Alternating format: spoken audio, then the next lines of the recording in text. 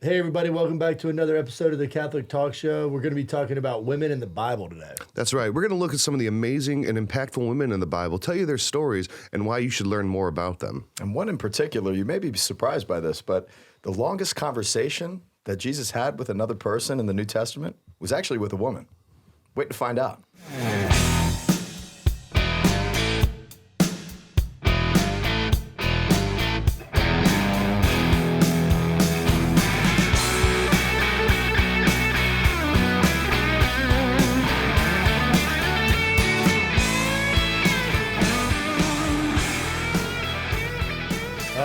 Welcome back to another episode, guys. This is definitely an interesting topic. Some of our listeners have requested to as well. Yeah.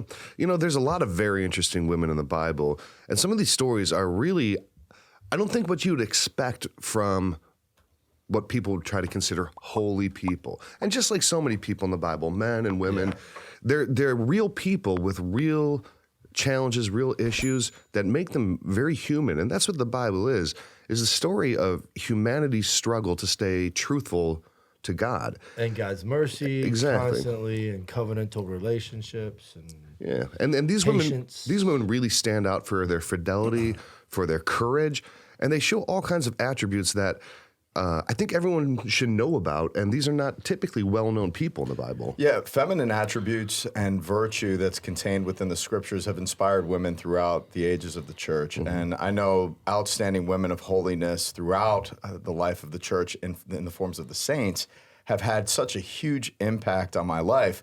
But it's pretty interesting that, a recent study lists women at being over 720,000 women professed in the religious life in the Catholic Church, which far outshines any amount of men consecrated within the church.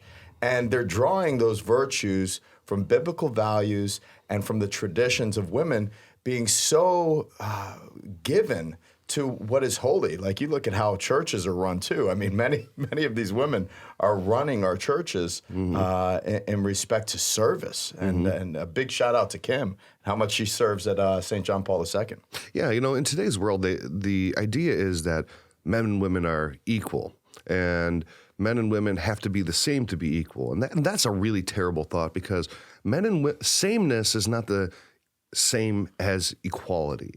They're different, and they're different by God's design, and they're different in ways that make them superior to men in some things, right? There's a complementarity to men and women that you need both to really fully play out God's plan for humanity. Mm-hmm. Yeah, most importantly, it gives you a glimpse into who God is, as a in his fullness. Mm-hmm. Yeah.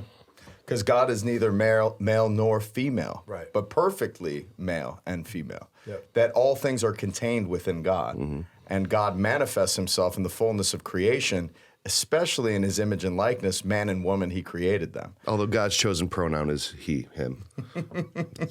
That's how they. They. It's also they. As Trinity. Yeah, so I just think that the modern world tends to try to say, well, or some sorts of feminism. Well, women, if you want to be like a man, you have to be tough like a man. You have to go into the workplace. You have to be able to, stand your ground in an argument. You have to be a man to be equal to a man. And that's such a backwards thought, because women are perfectly virtuous in their own right, in their own identity as women. That should be celebrated. They should not have to, I guess, compete with men as men to be considered the true equal and the complementarity of God's creation. And that distinction is what places feminism at its root, which was just such a good movement. If we want to look into that, and I highly recommend, if you haven't, look into Edith Stein and Saint Teresa Benedicta of the Cross.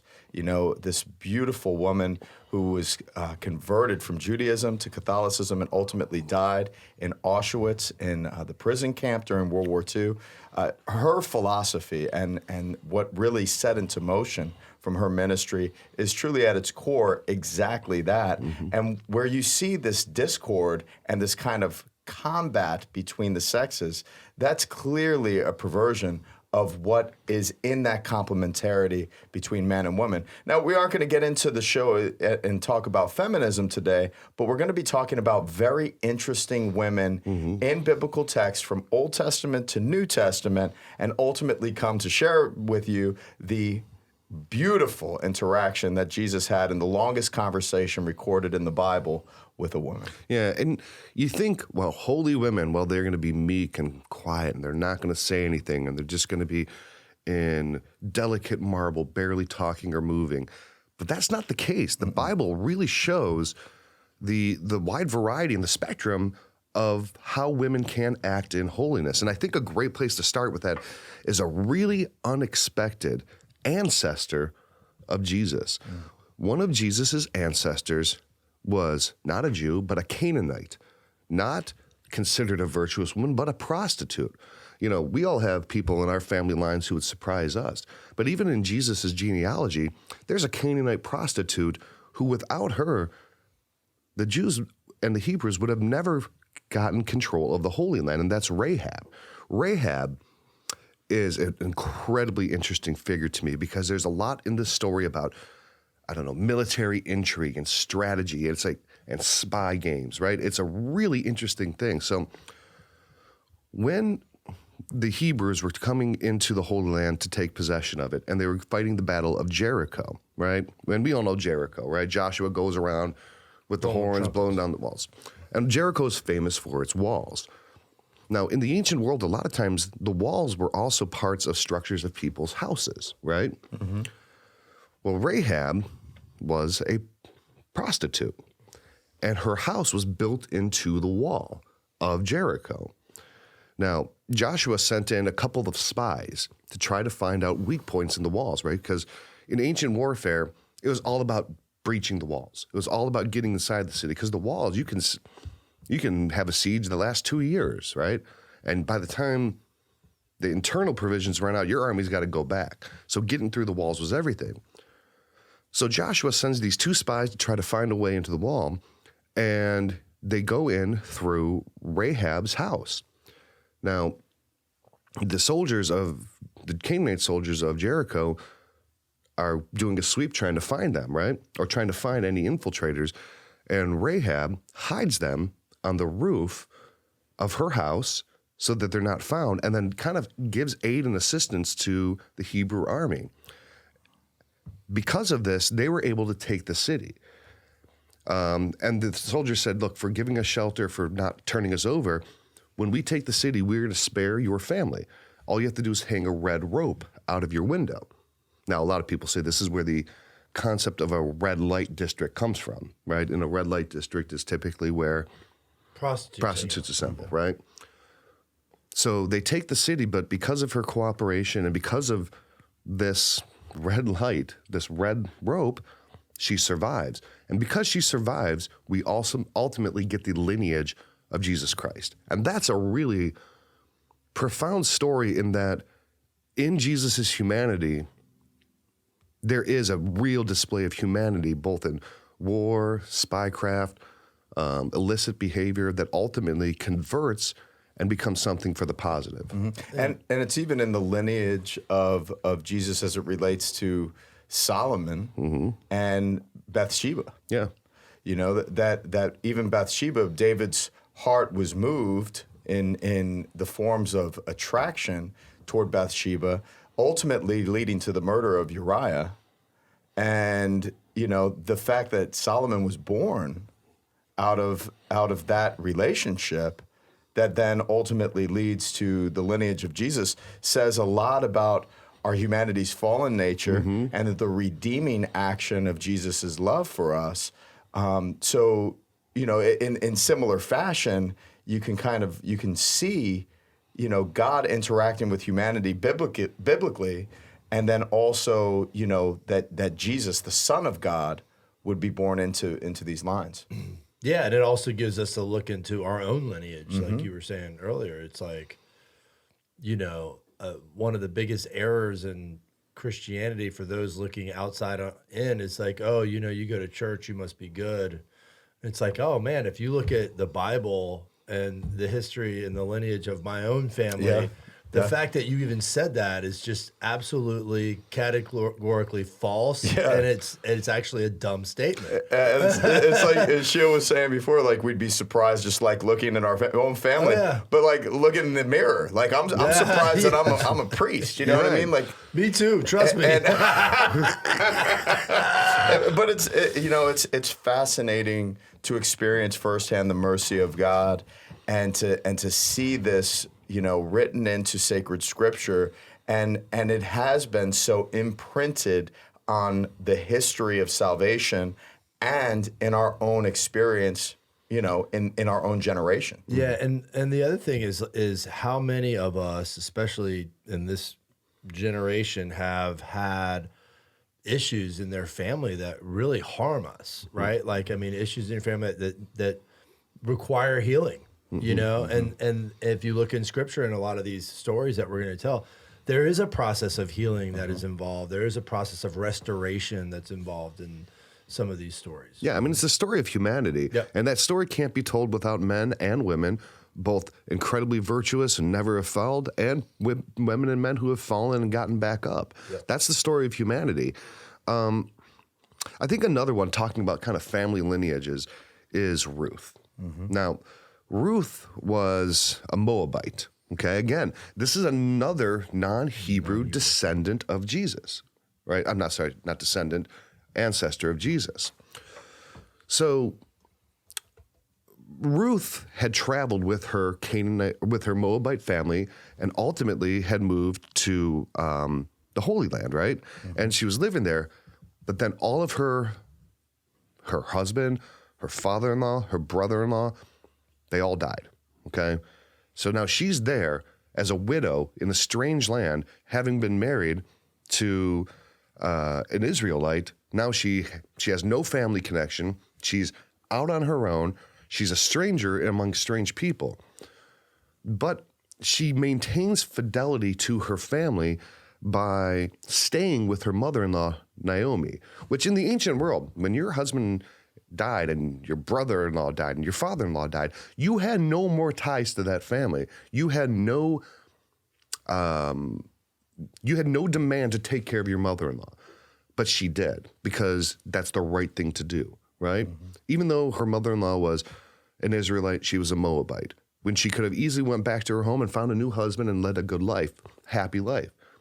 But she stays with Naomi, and ultimately, through her kindness, through her goodness of taking care of her mother-in-law when she didn't have to, Naomi helps her marry a man named Boaz. Boaz becomes the grandfather of David, or maybe the great-grandfather. I think the grandfather of Jesse and the great-grandfather of David. But again, you have this foreign woman, no obligation to do what she does, but she does so out of the goodness and fidelity to her vows, and ends up ultimately becoming a non-Hebrew ancestor of Jesus. Yeah, so Ruth's character of kindness and generosity, mercy in many respects, categorizes feminine virtue in such a beautiful way. And I can't help but relate that to Proverbs 31, something that we hear time and time again within the sacrament of matrimony. And when men and women are getting together, we hear a wife of noble character who can find. She is worth more than rubies. Her husband has full confidence in her and lacks nothing of value. She brings him good, not harm, all the days of her life. She selects wool and flax and works with eager hands. You know, that the sense of that feminine virtue, as Proverbs 31 continues, we can see so beautifully in Ruth. Yeah, and Ruth, after the death of her husband and her family, she goes and she works. She's working. That's why her and Naomi travel, because she's going to be a harvester for the grain harvest in Bethlehem. And to verse 20 of the 31st proverb, she opens her arms to the poor. Yeah. And extends her hands to the needy. It's like that sense of compassion and recognizing the plight of the widow and those who are most in need.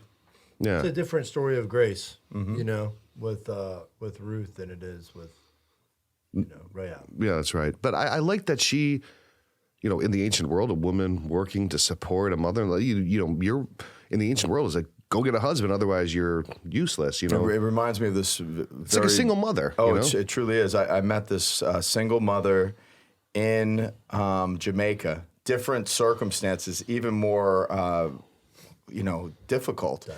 But yeah, way more dire. She had like 8 kids, and she's caring for those kids. The father of those children left her. She's in this very impoverished region on the side of a mountain. And not only is she taking care of her kids, she's also taking care of her mother-in-law, which is just, it blew my mind, and she's such a faithful woman. So glad that we were able to build her a home. It was a very powerful experience. Another figure in the Old Testament that's really interesting and really shows kind of the power, the guile, and the leadership of a woman is Judith. Now, Judith is, I'll just say it, she's badass, okay? So Nebuchadnezzar was sending in the Assyrian army to take over Israel.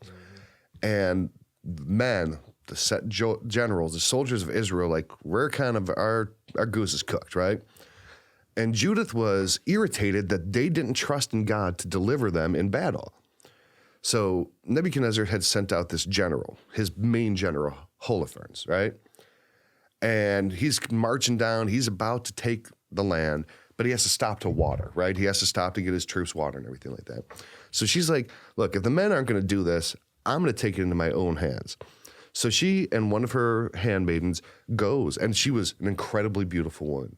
So she goes and meets with this general and says, hey, I've got information. I can show you how to get in. She's basically playing a double agent. She's like, I'm going to show you where to go, how to get this land. I'm going to give you information and intelligence on the Hebrew troop movements. And cool. So then she gets into Holofernes' tent and gains his trust. And do you ever see Indiana Jones, the first one, where Marion gets the archaeologist drunk and then pulls a knife on him? Yeah. I think that story was inspired by this, because she gets Holofernes drunk, and then when he passes out, she cuts his head off. Straight slices dude's head off and shows it to the Hebrew soldiers, and like, what's up now? Yeah. That's badass. I love how this is progressing. The show's progressing because it's showing all these different capacities and qualities of women, and this in the form of a bold, intrepid, courageous woman going out in defense, like a mother's response in defense of her children. Any threat, a woman's going to be right there up front confronting to the point of violence to defend her children. Yeah, Mama bear. But all the men were cowering in fear of this overwhelming army. And she's like, you guys don't trust in the Lord, and I do, and I'm going to take care of it. And she brings back the head, and she's like, and shows it to all the fearful Hebrews, like, this is what the power of God is. Like, look, you can just do it. It's like Joan of Arc, man. I mean, that's just phenomenal. And an interesting thing about her is that she, after this, I was like, oh my gosh, it's Judith. She's one of the most beautiful women who's ever lived.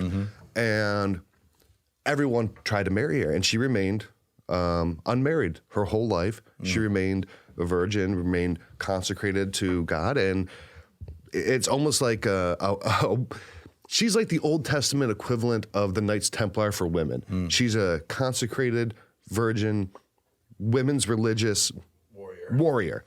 It's awesome, man. Like, so, it's almost like the women's version of the Knights Templar. I think it's super cool. It's a great story. A lot of historical context with the Assyrians and Nebuchadnezzar and Holofernes. I mean, it's such a cool story that also shows that women have this capacity to lead and to have courage when even the soldiers and the men did not.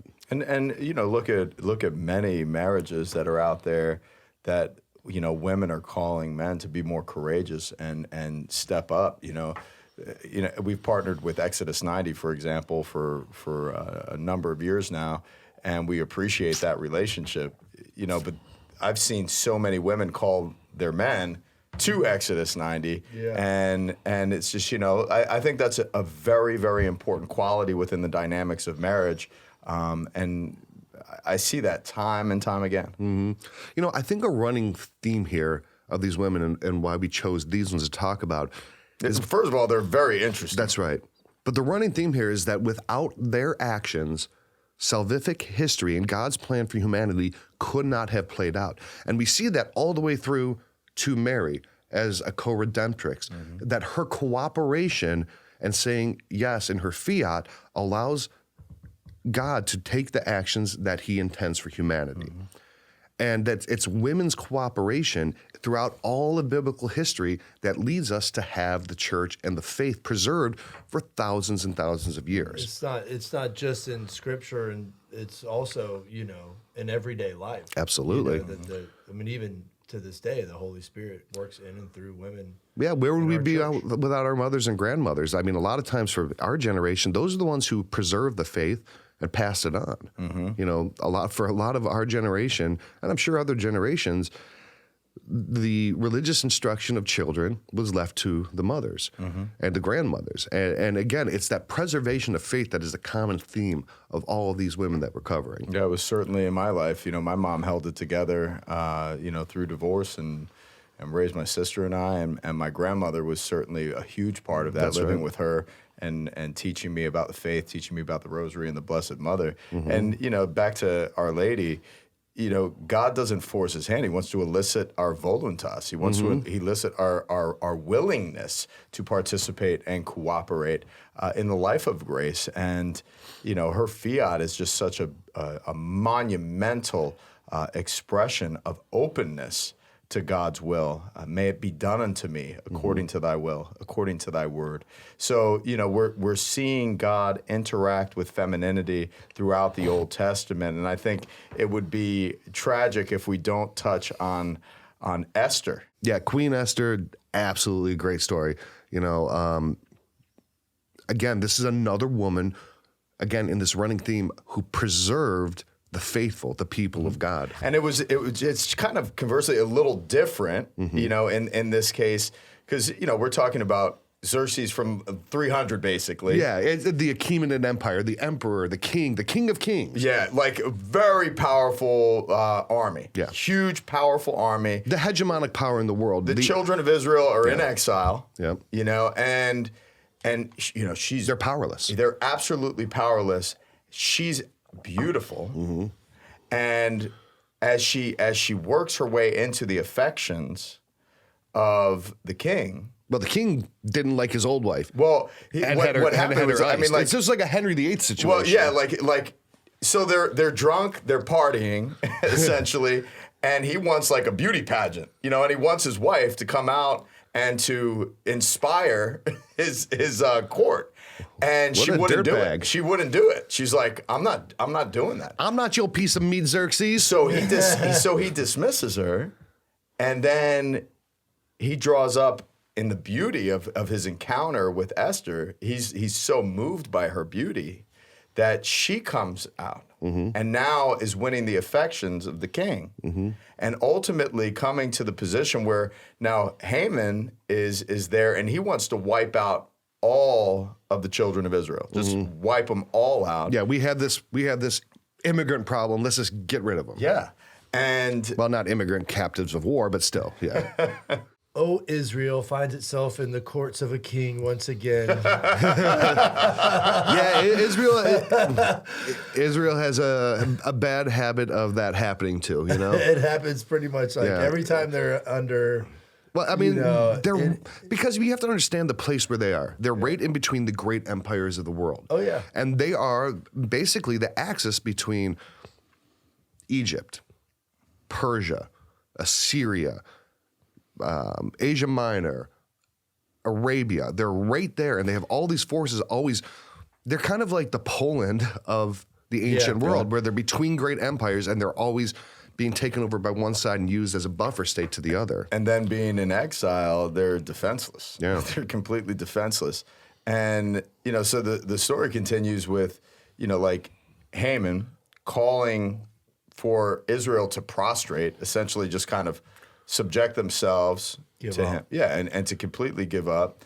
And Mordecai, who's Esther's cousin and guardian, it's just he's like, I will not, I won't do that, and that represents the resiliency of the children of Israel in the face of oppressive Extinction. forces and extinction. Yeah. And what basically happens is Mordecai and Esther find of a plot to kill the king. And they tip off the king to this plot. The king is not then overthrown and murdered. And then out of gratitude, he basically removes the order to kill all the Jews. Again, preserving the heritage and the bloodline of the people of God. Again, this preservation, you see that time and time again that these people are acting in history and God is acting through them to preserve his people and have the story continue. Using them for massive political maneuvers. That's right. And what I love about the virtue, But they're not just being used. They are of their own volition acting with their own intelligence, with their own courage, and they are an instrument. They're not being used, because a lot of times you can think, well, woman is a pawn, let's just marry her off. They have their own distinct character. and that's what's so striking about Esther. She's a tactician. I mean, she tactfully has now preserved in a very maternal way, in a very feminine way, preserved the very heart of Israel. So you think of Eve as the rib of Adam, like she's preserving and protecting the heart and their very life. And in this story of humanity that we're talking about, I mean, you have so many kings and Hebrews throughout time that just literally just sell out Israel. I mean, just like they're not even in a position of fear. They're just in a position of strength, and they just sell out to other people for money and women or whatever. And then you have these like courageous stories of people who are on the backs of these generations, having to come in and save the people of Israel. And we see that scale in society today. You know, a lot of these women make me think of St. Catherine, how she went over to Avignon and told the Pope, man, it's time to get back to Rome. Yeah. You know? Yeah. What you doing with us? Yeah. It's like, it shows the courage and the kind of authority that women have to say, this is the right action. It's that corrective action that women can wield so effectively to keep, keep the family, keep the people together, That's my mom, boy. Women are a unifying factor in the human race. Very true. Now, the next one I think is kind of a 2-for-1, okay? This is the mother of Moses and the sister of Moses. Because again, I don't think you could tell the story of the people of God without Moses as the central figure of the Old Testament, I mean, it is the Mosaic law. He is the one who brings, he's the archetype of the Messiah, bringing the people out and putting them in contact and making a covenant with them with God, right? So his mother's name was Jochebed, okay? And again, this is another time where the Hebrews were out of their land, they're living in Egypt, and they're multiplying and causing a threat to the political structure. And you saw this in Europe in the 1930s. You saw this in the story of Queen Esther. Now you're seeing it in Egypt, that, as the Hebrews start to multiply, their distinct character as being monotheistic would threaten the other powers around. And they don't want them in their land. And they think of them as a political threat because they can't, by their religious nature, integrate into the society. They can't go and worship Amun-Ra. They were also thriving in a particular way too. Well, yeah, because they're very capable people. But then they wouldn't, integrate into the worship of Marduk, right? And that's what's going on with Queen Esther. So because of their religious nature, and this passes through Christians, well, we can't make a sacrifice to Caesar, so we're getting executed. So again, they're posing a threat to the Pharaoh. So Pharaoh puts out the command that all male Hebrew sons are to be killed. Jochebed, Moses' mother, hides Moses for 3 months, okay, to preserve him. But when she can't hide him anymore, she puts him in the basket of reeds and floats him down the river. One of the most epic biblical stories. And what I love the most is, Miriam Moses' sister, works her way in and then convinces that, she's one of the handmaidens of the Pharaoh's daughters. Yeah, and she convinces Pharaoh that we need to a Hebrew woman needs to nurse this child. And who does she get? But Moses' mom, which is just so it's beautiful. But here's the thing. So number one, that preserves the line and it leads to Moses. And Miriam's considered a prophetess too, right? But this story parallels so many of the stories that you heard during World War II, during the Holocaust and the Shoah, okay? It really, you hear so many stories like this of mothers finding ways for their children to be gotten out of, to live. To get out of the Nazi occupation where they're going to be, oppressed and murdered. And it's there's a lot of parallels you'll see of that kind of courage and that selfless action that you see in Jochebed, that you saw in a lot of the mothers of, the Shoah. Absolutely. Yeah, I love this biblical story. And it always, because of the nursing nature and the tenderness and the love of a mother, that's really described here as just the virtue of motherhood and the protective nature, once again, shown in such a powerful way, and that God fulfills the desire of a mother's cry in this form of protecting Moses. How can we not look to the Blessed Mother again? Now, when we talk about interesting women in the Bible, obviously the Mother of God, the Blessed Virgin Mary, the Mother of Jesus, the greatest woman in the Bible. She's most blessed, most favored of all women. And, we would not be able to do a show without referencing her in a consistent manner throughout, and then giving a shout out to our own patroness here in the Diocese of St. Augustine, Nuestra Señora de la Leche, Our Lady who nurses Jesus at her breast, calling to mind what this biblical story kind of refers to. Yeah. Yeah, I was going to say it's hard for a mother to do certain things. It's hard for we will never understand the bond between a woman and their child, and it's a great mystery. It is a great mystery. I mean, it's a mystery to them too. But yeah, you think of the courage that it takes for her to just stick him in a basket and float him down the river. And or the courage it takes a mother to put their child on a boat, knowing they'll never see him again, or to put him in the care of strangers, just to preserve them. That takes courage, but it also takes ingenuity and faith. No, that's true. I don't think we can also talk about this theme of the preservation of the bloodline without talking about where it really originates at. Now, we say Christianity and Judaism and Islam are all Abrahamic faiths. I like how we're going backwards toward the book of Genesis now to Abraham. Yeah, because, they're the Abrahamic faiths, and Abraham is our common father. Yes. Well, then who's our common mother?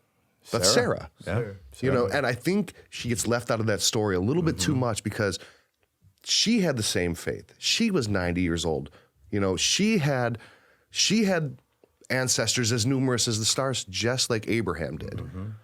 And she was suffering under the social stigma of not having children, even worse than Abraham. She would be considered the mother of faith. Then she would she not? Has that title ever been granted to her? I don't know. But you may have just established it. I hereby declare. But the authority vested in me in the Catholic talk show. By the authority vested in me by being in the Catholic talk show, we are now Syriac faiths. But she was pursued by the Pharaoh. She stayed true to her husband. She was generous. She was faithful. She had the little issue with Hagar. We'll kind of gloss over that, right?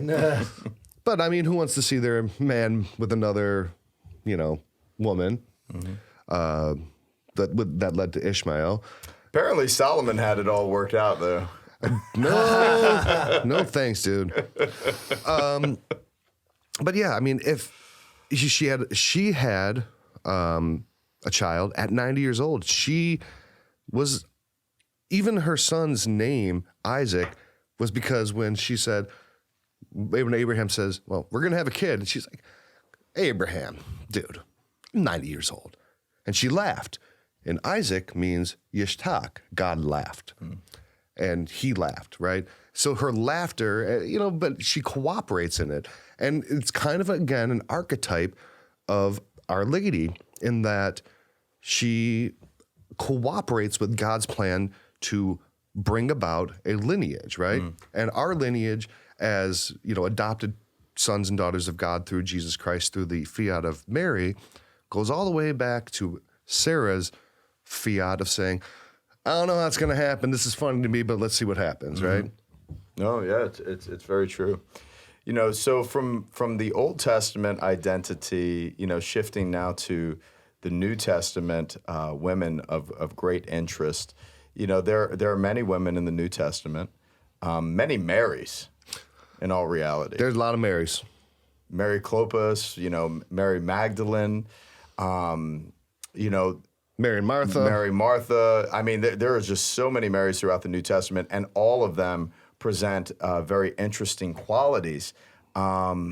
And the devotion of Mary Magdalene, throughout, and then at the resurrection. Mary Magdalene was the first to pronounce, evangelize. The first to pronounce the resurrection. Yeah. So and that is the good news. So the first one to formally evangelize after the resurrection is Mary Magdalene, and she boosts the faith of the apostles and sets them into motion, which is also another feminine action of virtue. Again, and I think the courage here. Look, all the other apostles cheesed out besides John. They all skipped Dodge. She was right there next to the cross. She was right there. John, Mary, and Martha, and the mother of Jesus, all there. That's bravery. I mean, how many of us would have followed Jesus to the cross? I think everyone thinks they would, but it's more likely that they would be like the apostles who ran and hid in fear. But not them. That's brave.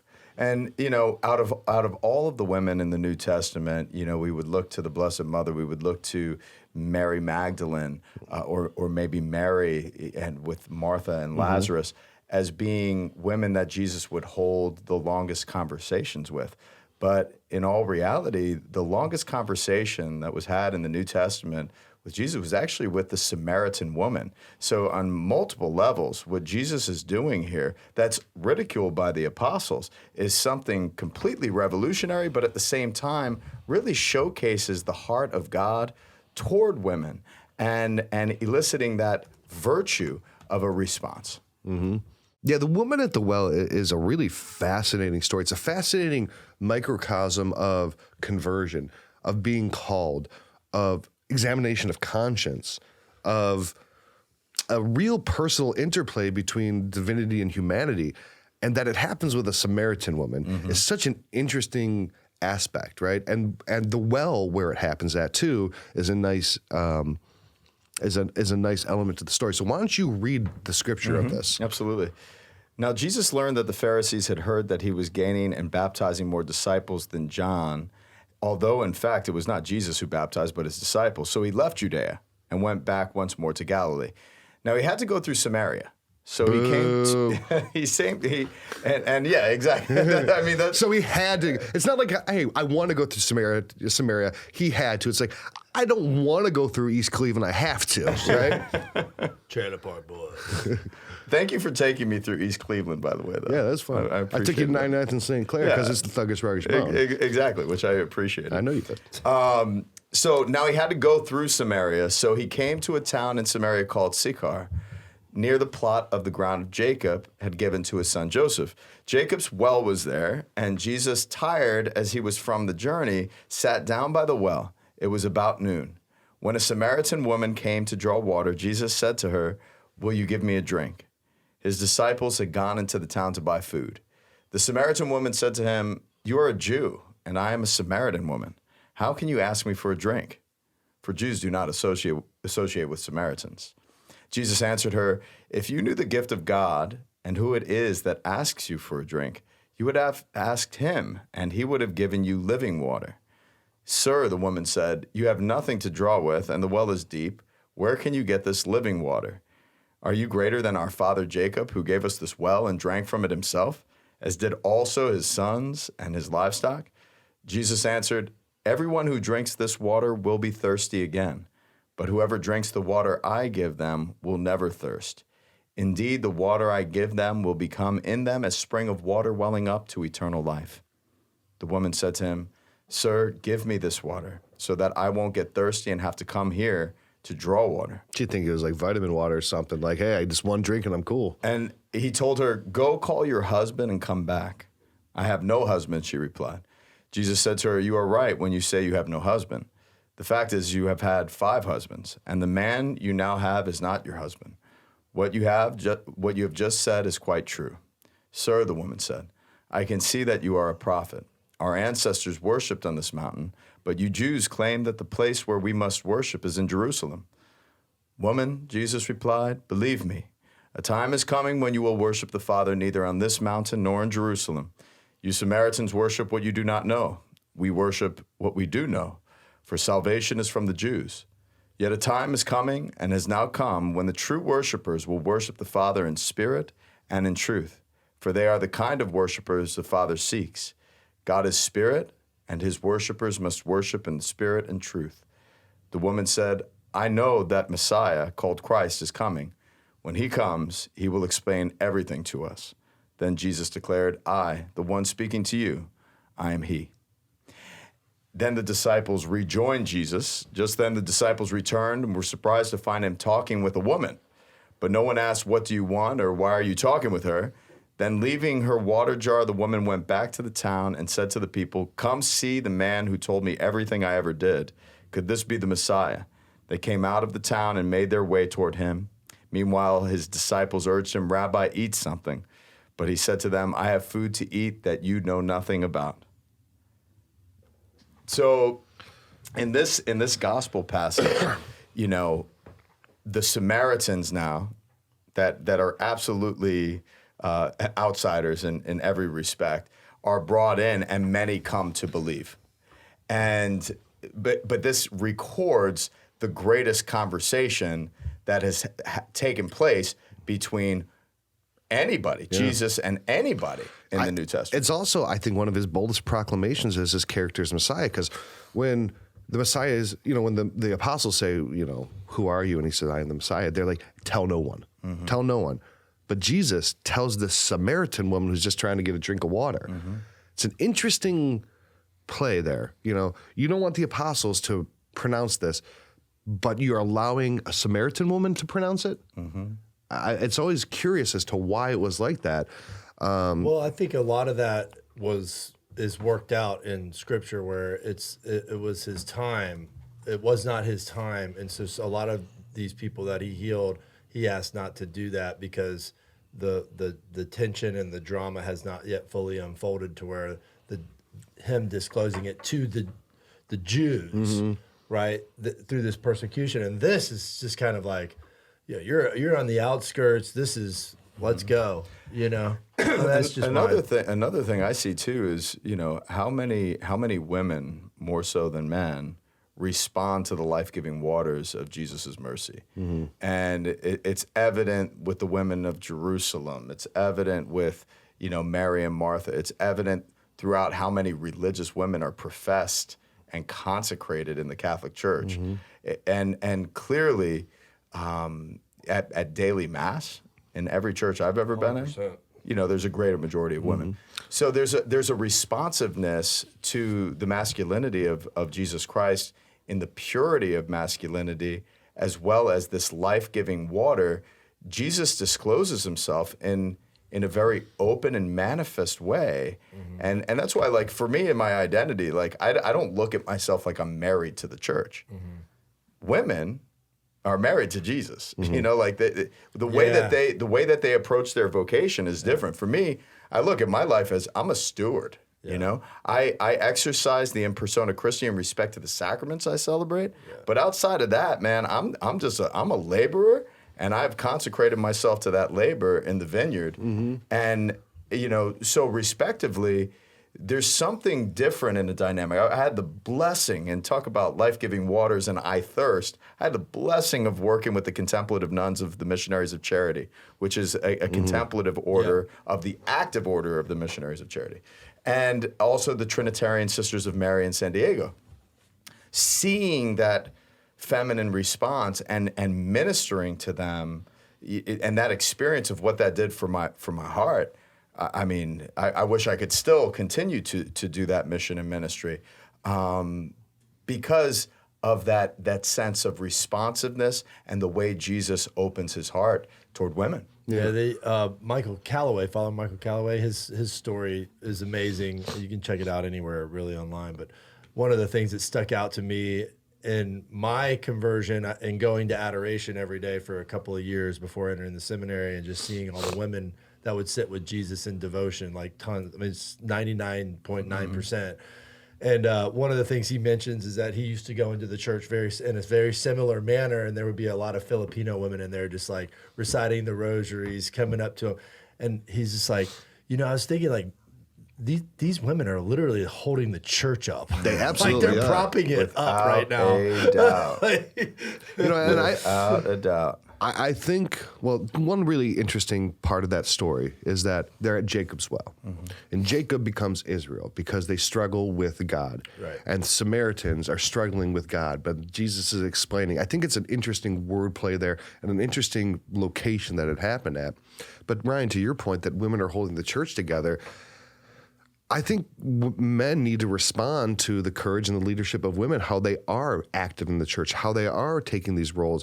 And men have been deadbeat dads as far as the church goes for the last 100 years at least, where we're not manning our role.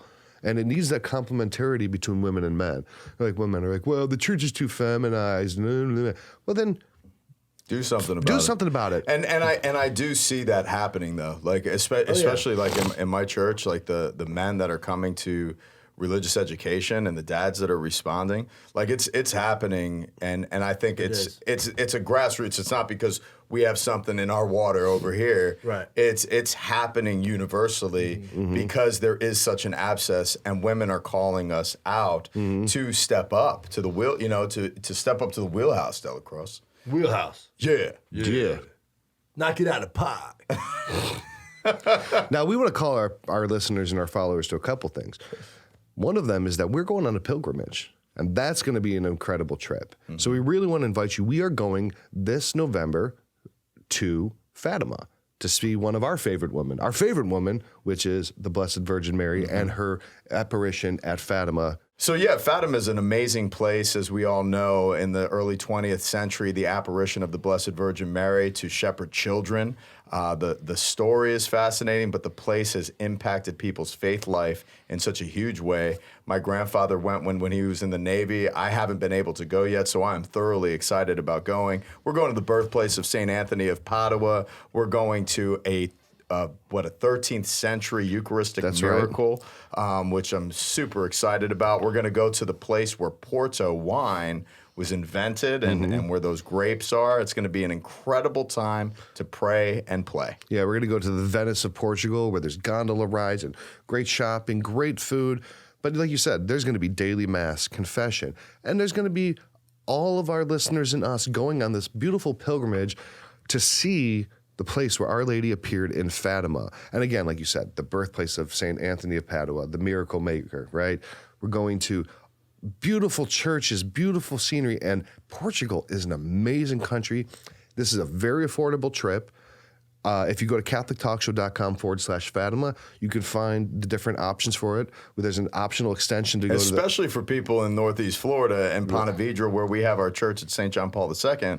We're actually doing an extension to Ponte Vedra and Santiago de Compostela. That's right. So there's an optional 2-day So extension. there's a town in Portugal that's named after Ponte Vedra, It's in Spain. Florida. It's in Spain. It's in Spain. And that's where Ponte Isn't Vedra was amazing? named from. It's named after this city in It's Florida. named after the city. They named it. It is the other way around. I built this city with my bare hands. Yeah, it's going to be a great trip. This is going to be our first pilgrimage. We've all been stuck in our houses for 2 years with COVID, haven't been able to travel, haven't been able to do anything epic. And this is going to be an epic trip. Eat, pray, party, repeat. Yeah? Eat, pray. You should make party, a T-shirt. You should make a T-shirt. That's going to be great. Yeah, we're going to eat, pray, party, and repeat. And Delacroix is going to be our ringleader on that part of it. He's so good at that. Yeah. So Don't come to me for confession.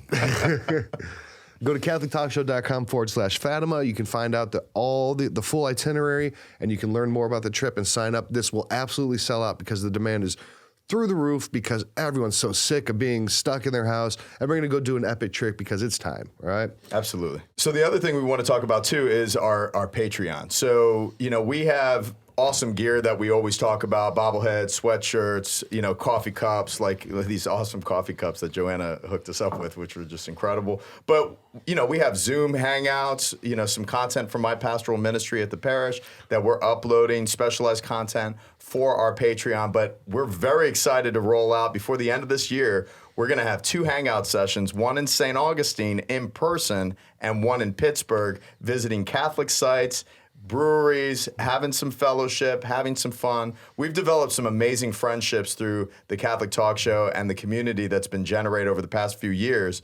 And it's time for our Patreon to really, get to know more of the people that support the show. Because, we've been in so many countries. We've been downloaded over 10 million times on YouTube. We're listened to on every type of podcasting forum, from iTunes to Spotify to Podbean. We're syndicated through Catholic TV, and I can't believe I'm blown away and humbled that the show has come this far over the past few years. That's just like our hangouts that we do on Wednesdays and the stories of some of the patrons that we had, and I'm sure some of our regular listeners too, but the friendships that have been created, just the humility that I experience in God working in and through our silliness sometimes, So look, there's a lot of great tiers. There's a tier that fits your budget. If you go to catholictalkshow.com/Patreon, you'll see the different ways you can support the show because we couldn't do it without you. Look, we're not asking you to empty your 401k. We're asking maybe for you to empty your change dish, right? A few bucks. The lowest tier is $5. That's a month. right. It's and that gets you access to be able to get invited to these hangouts. Yeah, it's across hangouts, it's across the board. Like every tier is welcome to. I'm a $5 contributor just so that I can get invited to go to these. You're a things. $5 contributor on our live shows, which I appreciate. That's right. Thank you. So we want to give a big shout out and thanks to all of our Patreons. If you're considering, check catholictalkshow.com/Patreon. Follow us on Facebook, Instagram, and Twitter. And we're continue to spread the show, and we need your help. God bless, and we'll see you next week.